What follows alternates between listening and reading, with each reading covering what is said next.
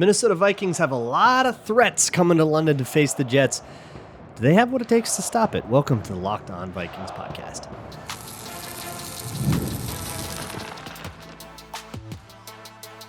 You are Locked On Vikings, your daily Minnesota Vikings podcast, part of the Locked On Podcast Network, your team every day.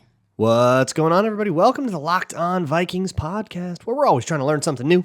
It's part of the Locked On Podcast Network, your team every day.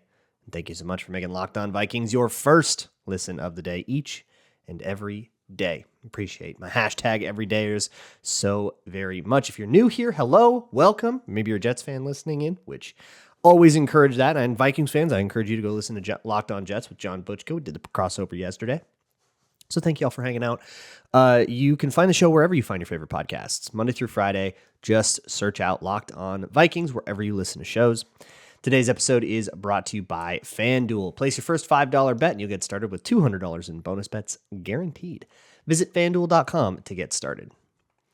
Today, it's Friday. That means your most insane bold predictions on the docket, as well as the Zoever under. We will get to that later. But first, let's talk a little bit more abstractly. The over-under will be more about Grambles and the lines. And, of course, the bold predictions are a little bit spicier. But to start things off, I wanted to sort of circle back on some of the stuff we talked about with John Butchko yesterday and how this Jets defense has been playing, kind of the struggles they've had on run defense, but in particular, how they cover. And I guess the take here that I'm going to start with and then sort of explain is the Vikings match up very well here. What the Vikings do well really attack, like it's the last thing the Jets want to see. And what I'm talking about mostly is middle of field close beaters. The Jets like to single high it. Or at least they have so far. And John told me this yesterday. And he kind of thinks that it's because the run defense is struggling, so they need that extra guy in the box. So if you can get that kind of proven, if you can get the run going just enough like symbolically, right? You don't need to commit to it. It doesn't need to be a hashtag establish it, let's run 30 times. But if you can just get a couple of good ones rattled off so that the Jets feel like they need to like suck that down into the box, or maybe they'll even start that way because they've just been so shell-shocked by other teams, you get single high coverages. Now, when I talk about single high coverages, I'm talking about like the pre-snap look, you get single high, right? Or maybe it's pre-snap something else, but it rotates into single high right away. So that means you got that middle field close safety, that guy right up at the top. And there are two coverages that you'll see that count as that, cover one and cover three. Cover one is your straight up man coverage, right? If you wanted to go Belichick world, you could go 1-double-18 all day, and that could be your thing. 1-double-18, no rat, send 5, and stack the box, try to stop the run. That would be like a very old school, a very like 90s game plan to try to stop this up. Of course, that leaves one-on-ones everywhere, and you got to just sort of trust your guys. Can DJ Reed be on somebody? And so the Jets play sides. That's the real insight here. I looked that up like live on the Minnesota Football Party. And then that's been like kicking around in my head all day between recording that one and recording this one is like the Jets play sides. So that means that they trust DJ Reed. They trust Michael Carter, their sort of inside corner. They trust Sauce Gardner, of course. And that's secondary to win any of their matchups. And they are basically, when you play sides, you're telling the offense, yeah, put whoever on whoever. We're not scared. And to do that against the Vikings, it's like one of the teams you want to do that against the least. Like Bengals with Jamar Chase and like Dolphins with Tyreek Hill. Like maybe that's it. That might be end of list. But the Jets might do it because it's who they are, right? Like that's their identity. And for them to show up so scared of Justin Jefferson that they abandoned their identity right off the bat, like I think Jefferson needs to hit a couple explosives, then they do it. But I don't think they do it out the gate. I think they come out the gate being who they are, and that is a single high team, a lot of cover one, but more cover three. Cover three is still the most popular coverage in the league, and the Jets live in it. So when you're in cover 3, you're not splitting the field in the same way that quarters does. So when you have a crosser, the reason crossers beat cover 3 so well is because you don't have the same tools in cover 3 to like pass off something and pick it up when it's going all the way across the field. Because it goes from one deep zone to the middle deep zone to the other side's deep zone. And technically you should be able to pass all that stuff off. But if you give anybody in that whole equation anything else to look at, it becomes really difficult for that communication to be proper. And most of the most wide open Justin Jefferson throws you remember, like the season opener a couple years against the Packers or one against the Packers last week, a couple, the ones that you say like, how did he get that wide open? A couple against the Texans, almost always cover 3. It's always cover 3. So I don't know if cover 3 works very well. Like, I don't like this game plan if I'm the Jets, and I'd be seriously thinking about too high safetying it a little bit and saying, look, if we lose to the run, we lose to the run, but at least like it'll be a slower bleed and maybe we can make something happen. And the other thing here is the way that you can typically get guys to line up when you condense the formation. So if you're going to play sides, if you're going to be, say, cover 1 side, you're basically just going to say Sauce is on the left, DJ Reed's on the right, you put whoever on whoever, we dare you. What you can do as an offense for that is condense the formation. And most of the time, especially in zone looks, those corners won't line up head up on that receiver. They'll have an outside shade because there's so much more field to guard now that you've condensed the formation. There's so much extra grass. So they'll have an outside shade to give themselves a head start if you plan to use all of that space. And then you utilize that leverage to run across over the middle, and he's actually going to do something breaking in. You have outside leverage, and I don't care who you are. I don't care if you're prime Darrelle Revis. I don't care if you're prime Deion Sanders. If you have outside leverage and you have to chase a crossing route, you're going to be in trail position basically every time, to the point where a lot of teams will actually have coverage adjustments for that situation because they know that it's impossible for the corner to keep up. I think you can get production here. It's really difficult for defenses to keep up with all that.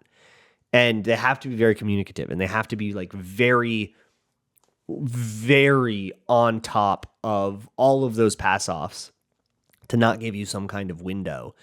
And the other thing is these concepts. I'm talking about like a way to get to a shot play, and they take a long time to develop. So if you can't block that up, the Vikings can't block it up, none of these opportunities really exist. But like we talked about yesterday on the crossover, the Jets' pass rush has been very maligned. They haven't gotten much out of anybody but Will McDonald, who actually has 5 sacks. He's having his they're Patrick Jones. And everybody else has been like a total non-factor, and they've gotten way less out of everybody than they hoped for. Jermaine Johnson's hurt, so like rough in that pass rush. So if the Jets can't create too much off that pass rush, they're going to have to either resort to blitzy stuff, or they're going to have to go live in a world where that's not their comfort zone. Pull a guy out of the box, start doing too high safeties, and then you're going to run on that. And by the way, their run defense has been a problem. I struggle super hard to see where on this defense, which is a good unit with good players on it, but where they can take the game to where they have an advantage and like how they can do that. Like, I don't know what the strategy is. So I feel pretty good about the Vikings' ability to move the ball. On the other hand, on the offensive side of the ball, they've got this Aaron Rodgers thing. Aaron Rodgers can still absolutely sling it. I am not looking at him as this like washed old version of himself that's not the same guy. Absolutely not. The Vikings aren't either. Kevin O'Connell's made it very clear that they've seen on tape what Aaron Rodgers can still do, and that they are taking that very seriously. But the real question is whether or not you blitz him. Rodgers loves to get the ball out quick.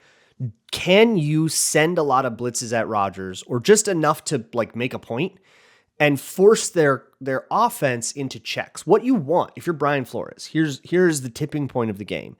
What you want is Aaron Rodgers to see a cover 0 look and then pre-snap check into a bubble screen or something. You want that to be, and they might come out the gate with that plan. It's like, oh, if we see blitz, let's go, check into our blitz counter.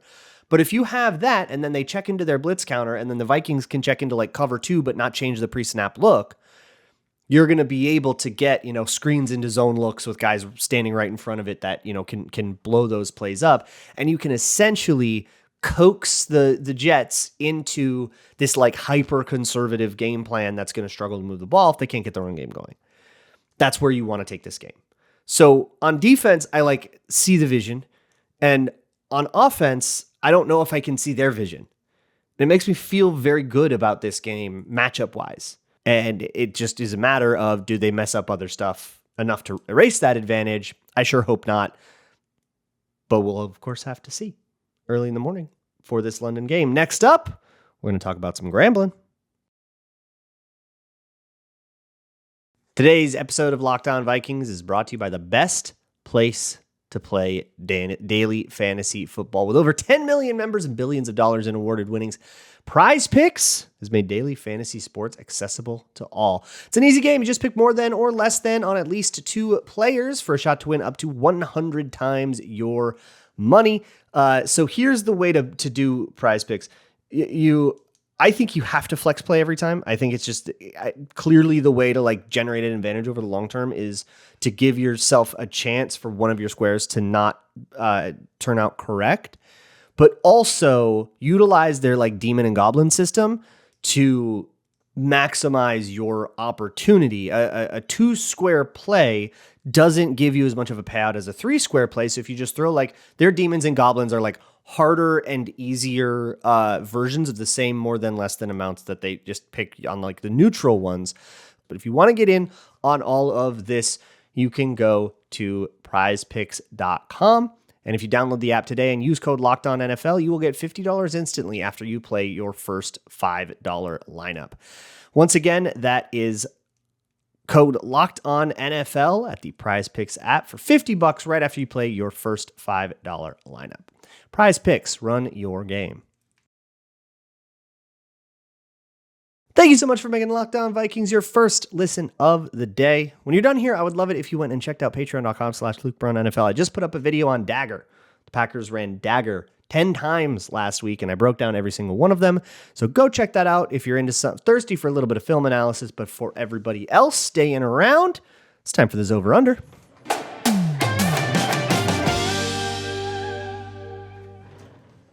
The Zoever Under is where we look at the betting lines. Thank you to FanDuel here on the upcoming game to try to get a sense for what the public thinks. These betting lines are heavily influenced by how the public is choosing to bet them or not bet them.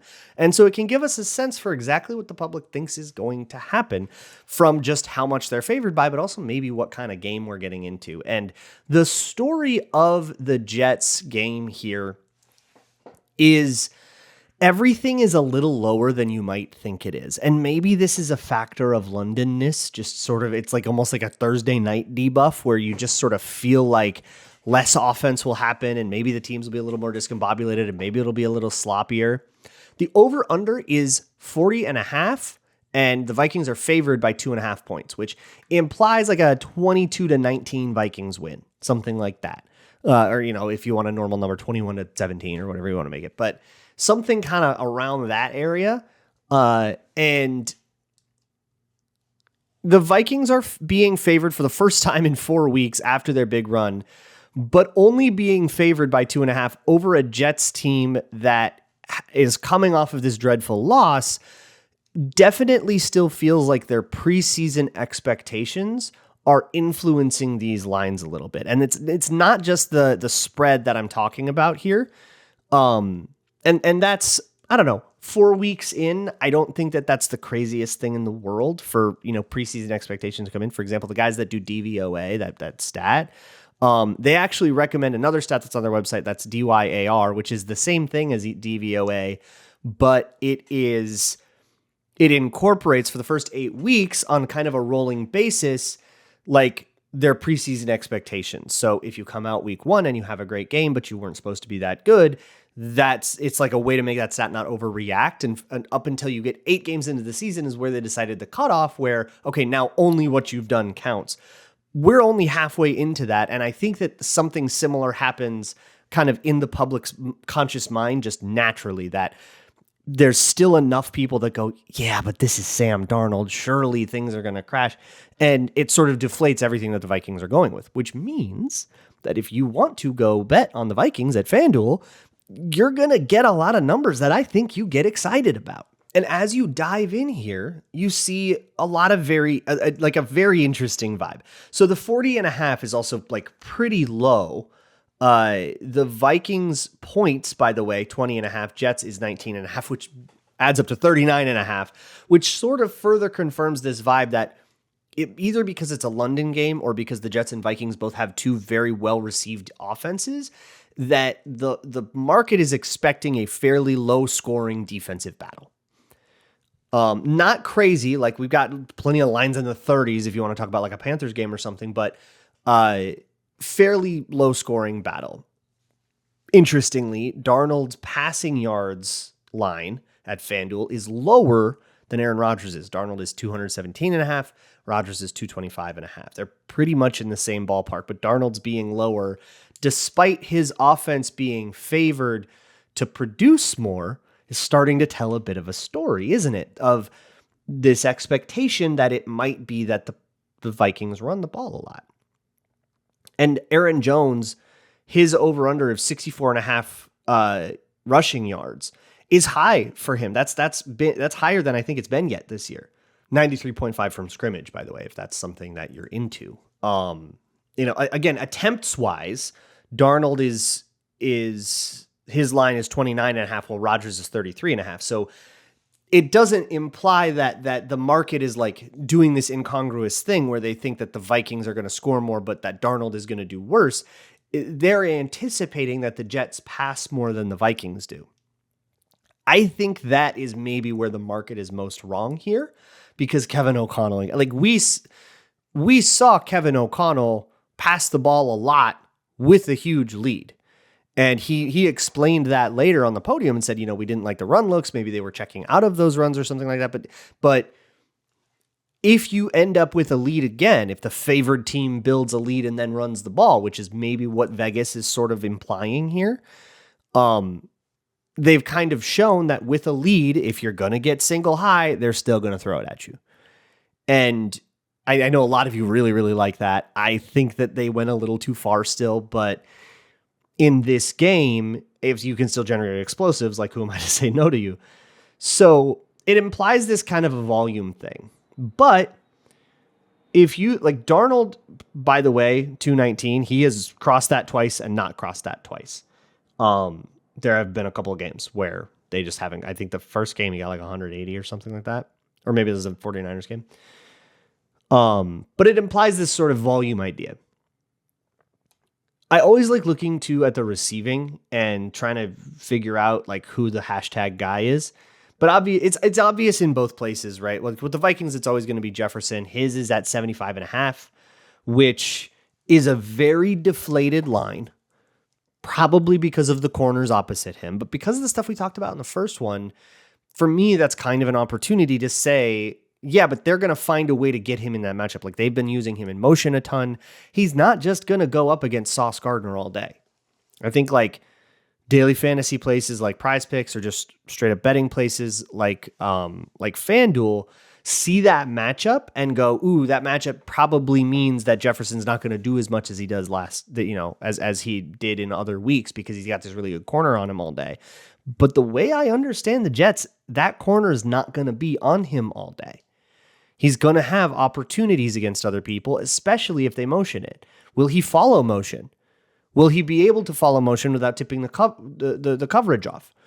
Will he still take Justin Jefferson regardless of where he is in a two-man stack or even a bunch or if he lines up in the backfield? They're going to do a lot of stuff with Jefferson to really needle and test that Jets defense and say, how do you deal with it when he's here, when he's there, when he's everywhere, when he's in a house, when he's with a mouse? Like, how are you going to handle all of those different varieties? And the answer to that question, they'll probably gather in the first couple of drives. You're probably going to see Jefferson move a lot just to information gather. And once you've gathered that information, then you go, okay, here's what they're doing. Here's how we can manipulate it. And you sort of go to whatever bag of plays that you have prepared for each of those situations. So 75.5 is a low number for me. Obviously, you gotta do what you feel is right there, but 75.5 is the number at FanDuel as of this recording. Jordan Addison, 36.5. Nobody else with like two major align. But interestingly, the market, I think, struggles to see who the second guy is in New York. They still have Garrett Wilson, 52.5. And then Alan Lazard is 35.5. He's the next one. But like they have Breece Hall, they have Tyler Conklin there. Like they have all these other guys on the Jets that kind of could be the second guy. And so the market doesn't really seem to know, and they're just putting everybody at like 20 or 30-ish. So if you think you know who the second guy is in New York, then you can go ahead and do that. And right now, Alan Lazard has actually outproduced Garrett Wilson so far, which is like a big story in New York. So what's going to happen in this game? Let's tip it over to my incredibly psychic rabbits who will pick this game. If you are just listening, I'll narrate for you, but otherwise you can watch them as they choose what they're going to pick this time. If you are not familiar with the lore here, Zoe, aka Zostradamus, is really good at this. She's won an alarming amount to the point where it's starting to be harder and harder to justify that this is just like a random streak. She's 3-0 again. I missed one of the weeks because I was out of town. So 3-0 instead of 4-0. ZD, the other one is 1-2. And Zoe ran right up to this. And even though she first considered the Jets lettuce, she took the Vikings lettuce, like very deliberately. And later ZD came up and went right for the Jets, didn't deliberate at all. And this is why he's worse at this. He doesn't really take his time with his choices. So Zostradamus picks the Vikings again. She's picked the Vikings every single week this year. She's won every single week this year because the Vikings have covered every single spread that they've had. So we're just looking to keep that streak going. Vikings 5-0, going to 5-0 on the win column, going to 5-0 against the spread. And boy, I hope she continues to be right. That is the Zoever under. Next up is your bold predictions. All of those lines, of course, were brought to you by FanDuel, America's #1 sportsbook. So whether you want to bet that juicy 75.5 Justin Jefferson line, Vikings -2.5, or Sam Darnold's steadily increasing MVP odds, you can go find all of that at FanDuel. You can also bet right in the middle of a game. Like if you think that, hey, the Vikings have this lead and they're going to give it up and you want to have a hedge, you can bet Jets plus 17.5, or like you could have got Packers plus 17.5, I bet, at some point in that game. And you can, of course, get the latest stats, live play-by-play, and a whole bunch more right there on the FanDuel page to help you make the most informed decisions. Bet $5 on anything you want, and you can get $200 in bonus bets guaranteed. That's your first $5 bet right when you sign up at FanDuel.com. You will get $200 in bonus bets guaranteed to get you started. Once again, that is at FanDuel.com, America's #1 sportsbook. Wrapping the week up here on the Locked On Vikings podcast. And what a week we have had. Enjoying a win over the Packers is always going to make for a good week. But now it's time for the bold predictions. This is where I find your most heinous, ridiculous predictions and read them out loud, and we root for one every once in a blue moon to hit. We've already hit one this year, and I have to eat a lot of eggs now. By the way, I'm probably going to wait till after. I think I'm going to wait till off season to do all that, because if another one hits, it might change what I do. If I have to do like two, then I might like make something out of that instead. So I'm going to kind of sit on it for a while. But let's not talk about that yet, and let's just talk about the bold predictions. Last week, a Duck said that Aaron Jones, celebrating his homecoming, would have a 33-yard rush and a 33-yard reception on exactly 33 touches. He had 26 touches. His long rush was 17, so that's already two of those that didn't have. That was like a big parlay. Kleiny Me said that Sam Darnold would have a meltdown play that results in a Vikings TD. Nothing like that. No, nothing was too improvisational. I think all of the passing touchdowns were pretty on purpose, and then he had the jet sweep. But Malcolm Biggles said that Love would play and have 50 plays on offense He had more than that attempts. Score 0 passing touchdowns. Okay, so we're out. Get sacked 5 times, only had 1. Oh, yeah, and then had Oilers number yards per rushing attempt. Beautiful stuff, but we didn't get there. Hodunk MO said that Sam Darnold would score more points for the Packers than the Packers offense would score for itself. I would have counted if the strip sack went back. I think I would have counted that if I had genuinely thought it was his fault, or even if I thought it was partially his fault. But it's a moot point because there were no defensive touchdowns. Midwest Hopes said that every player from Wisconsin or Minnesota would score in this game. I think the only ones that I knew about were Van Ginkel, who went to college in Wisconsin, Cashman, he's an Eden Prairie guy, and CJ Ham. No scores from any of those guys, though. And then Sam Root said that the Vikings-Packers rivalry was 66-58-3 in favor of Green Bay. 59 now, baby. On Sunday, the Packers would suffer at least 66 sack yards, so we only had 1 sack. We didn't get there. Commit at least 58 yards of penalties. I believe we did get that. And then turn the ball over at least 3 times, which we did get that. So 2 out of 3 ain't bad, Sam. For this game in London, boy, a lot of you had fun with classical Dark Age history. This duck, this real duck, said that a doink will occur on all 4 uprights. All 4 uprights, there will be some level of doink. A lot of people wanted to do some doinking. We had triple doink stuff. We had game ends on a double doink again, stuff like that. But this is the one I picked. I love this one. Viking King says that Tottenham Hotspur is known for never winning any trophies or awards. To break the curse on their home turf, the Vikings will win NFC Offensive and Defensive Players of the Week. And then he said it would be JJ and Cam Bynum. I will be very generous about this if it's not those specific people. Maybe even we'll give it to a Jet. We'll see. We'll see what kind of mood I'm in. But yeah, NFC Offensive and Defensive Players of the Week have to come from this game. JB's Burner says that the London Bridge was said to have fallen down in 1014 because Viking leader Olaf Haraldsson pulled it down during an invasion. Our Viking leader, Sam Darnold, will lead the Vikings to a victory in a game that has more than 1,014 yards of total offense between both teams. There were so many like this. I picked another one because I love them so much, but a lot of you did have total yards in the game. We're going to equal this year that a thing happened, and this was the highest number, so I went with that. Siebert says a similar one. The first Viking raid of England was in 739 CE, and Addison will honor that by going 7 for 93 exactly. Usually I make these into over-unders, but you did put exactly in all caps, and you're clearly going for a thing here, and I think it's funny enough that I am going to leave it as an exactly. And then Orion Callaghan says that the ratio of Sam's passing yards to Aaron Rodgers' passing yards is greater than or equal to Adam Gase's win-loss record as a head coach. So I asked Orion to clarify this. He said it would be 2.55, I think was the ratio of it was losses to wins. So 2.55. So Sam Darnold will have to get 2.5 times, 2.5 times at least Aaron Rodgers' passing yards. So 255 to 100 passing yards, or proportionate to that.